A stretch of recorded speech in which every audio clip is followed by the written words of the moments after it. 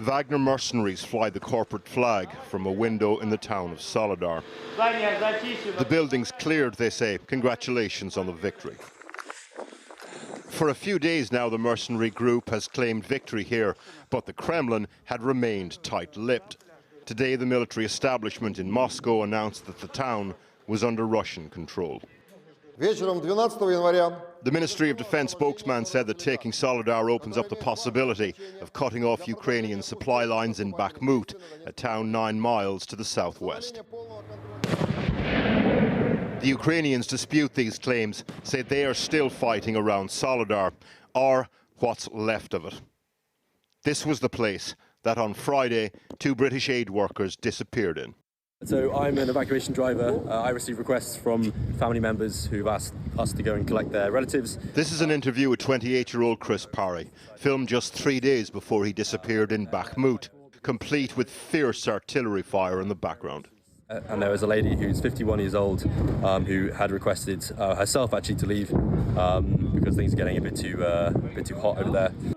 Yesterday, unverified claims from Wagner mercenaries said they'd found Chris Parry's body along with weapons. It's telling that there's no sign of any firearms in any of the footage we've seen of either aid worker. Also, we've spoken to several people who worked closely with them. They told us neither aid worker ever carried firearms. These were not militants, quite the opposite. Here is how another aid worker and friend described Andrew Bagshaw. The first thing that springs to mind is the kindest, calmest person. Like, there's a lot of people who go to war zones, probably myself included, who were chasing something where he was just a loving guy who, the only thing he was chasing was he had this massive heart and he didn't agree with anything that was going on. He knew the difference between right and wrong. 2 people who worked closely with Chris and Andrew recently have told us about events leading up to their disappearance. On Friday, a call came in to one of the people coordinating volunteers based at a hub in the city of Kramatorsk. The call alerted volunteers to the fact that an elderly woman was requesting an evacuation from Soledar. Andrew Bagshaw and Chris Parry, who had a vehicle, volunteered for this so-called hot evacuation. We understand that they drove in on this road and that the elderly woman lived in this part of town near the salt mine. Andrew and Chris did not make it to the address.